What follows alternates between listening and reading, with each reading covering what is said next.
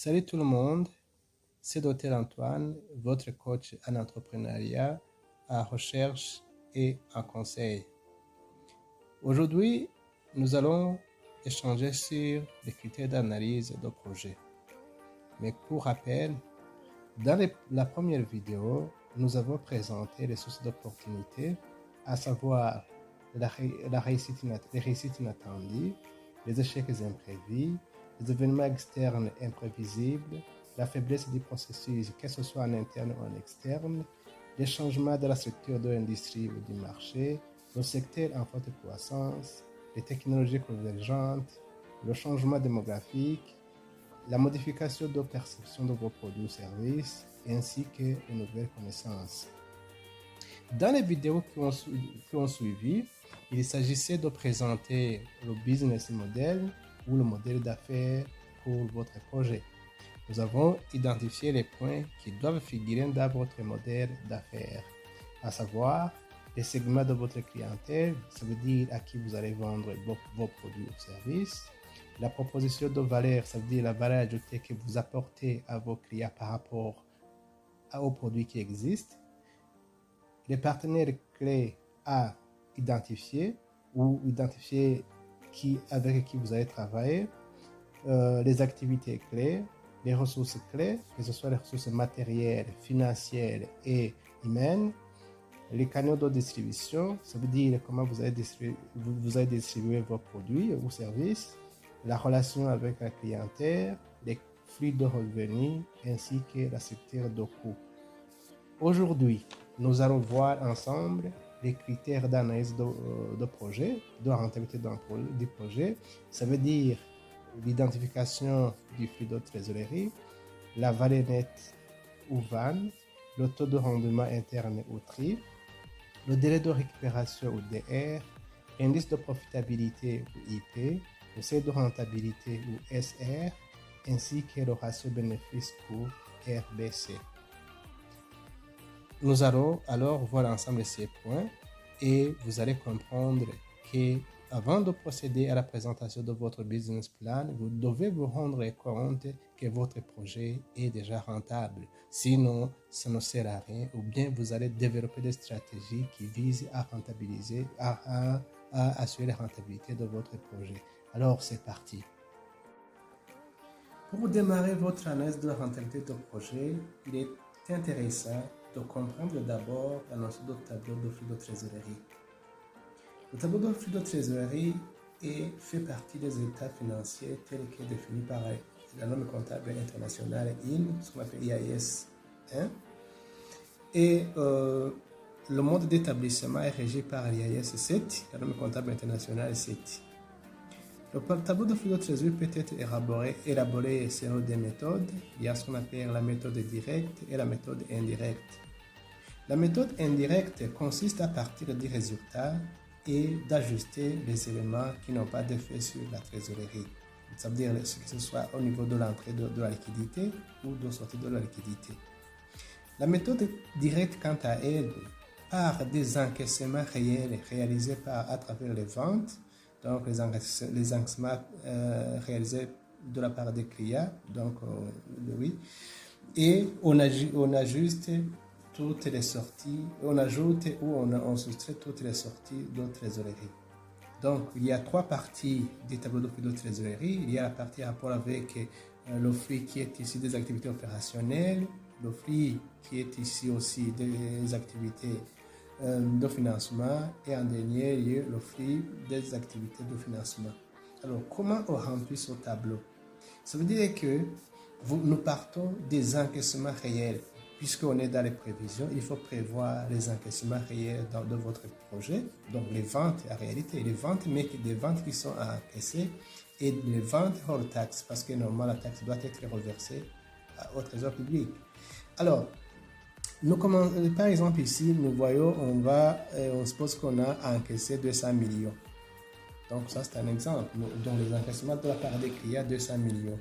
Et puis, on a payé les achats des différents fournisseurs, que ce soit les fournisseurs de matières premières, les fournisseurs de services, les fournisseurs des différentes fournitures, etc. Donc, la somme de ce que vous allez acheter et ce que vous allez payer au personnel. Par exemple, ici, dans notre exemple, supposons que ça va être 73 millions.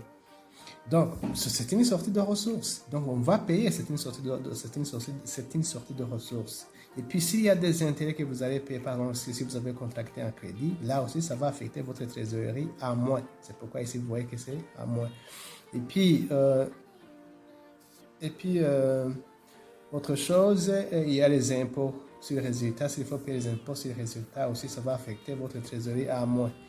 Et s'il y a des intérêts, des indemnités à percevoir, par exemple, là aussi, ça viendra en plus. Les indemnités perçues vont augmenter votre trésorerie et ça viendra en plus. Alors, la sommation de tout ça, ça va nous donner en fait ce fruit-là. Ça, c'est la partie opérationnelle. Et ça, c'est très important dans l'analyse parce que c'est lié à ce que fait l'entreprise. Il faut que ce que fait l'entreprise au quotidien, la raison d'être de l'entreprise, puisse générer réellement de la trésorerie. La deuxième partie du flux de trésorerie qui est ici des activités d'investissement, il s'agit de voir quel est le flux qui est entré de la part ou qui est sorti en rapport avec l'investissement. Par exemple, si vous avez, ici il y a une petite erreur parce qu'il y a ça, c'est l'acquisition, ça a affecté la trésorerie à moins. Ici, ici il faut que ça soit négatif parce que si on a procédé à une acquisition. Et puis, si vous avez procédé aux acquisitions des immobilisations, ça va affecter votre trésorerie à moins. C'est pourquoi vous voyez que ça vient avec le signe moins. Si vous avez vendu ou si vous comptez vendre une partie de votre actif, ça viendra en plus. Le montant que vous allez encaisser viendra en plus. S'il y a des intérêts sur le placement que vous allez encaisser, ça viendra en plus. S'il y a des dividendes que vous allez recevoir, si vous avez investi, etc., ça viendra en plus. Donc voilà, alors la sommation, ça nous donne le tableau de flux, le flux de trésorerie qui est ici des activités d'investissement. Dans la deuxième et troisième partie, ce sont les activités de financement. Si vous avez, par exemple, ici, comme vous le voyez, vous avez contracté un emprunt bancaire, ça viendra en plus, mais parce que ça va augmenter votre trésorerie. Mais si vous avez payé, donc rembourser, ça viendra à moins parce que ça va affecter votre trésorerie à moins. Et puis s'il y a des dividendes que vous allez payer aux actionnaires, ça va affecter votre trésorerie à moins. Alors la sommation alors, nous donne le flux de trésorerie qui est ici des activités de financement. Alors, la sommation de ces trois parties, donc c'est ça qui va nous donner le flux de la... Donc, la sommation de ces trois parties, c'est ça qui va nous donner en fait le flux de trésorerie qui est généré par l'entreprise au cours de la période. Autrement dit, tout ce que l'entreprise a fait au cours d'une année, va générer une trésorerie égale à 100 millions 8400. C'est ça alors qui va nous permettre de réaliser la vanne, la valeur actuelle nette, le taux de rendement interne et l'indice de profitabilité et aussi le délai de récupération. Donc, vous voyez que quand vous ratez la compréhension de cette notion-là, donc, vous ratez le tout. Donc, tout le reste, toutes les analyses seront faussées. Alors, si par exemple, à l'ouverture de la période, donc à l'ouverture des activités, on avait 150 millions à liquidité, donc sur le compte. Donc, plus ce qui a été généré au cours de la période, normalement, à la fin de l'année, vous avez une liquidité de 250 000 parce qu'il faut faire la sommation des deux. Donc, voilà cette notion vraiment basique, importante, qu'il faut maîtriser si vous voulez lancer votre projet. Donc, voilà, donc je pense que ça va vous aider dans vos estimations et dans vos analyses.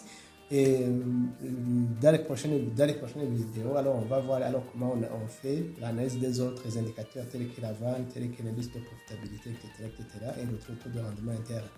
Donc voilà, si vous n'êtes pas abonné à notre chaîne, donc n'hésitez pas de le faire parce que vous risquez de rater des vidéos ou des présentations qui peuvent être très intéressantes dans votre analyse de la rentabilité ou analyse de votre business. Activer la cloche de notification et faire l'abonnement. Et aussi, n'hésitez pas de partager cette vidéo si vous trouvez que ça vous a aidé dans la compréhension de ce tableau de trésorerie ou le cash flow. Merci, à plus.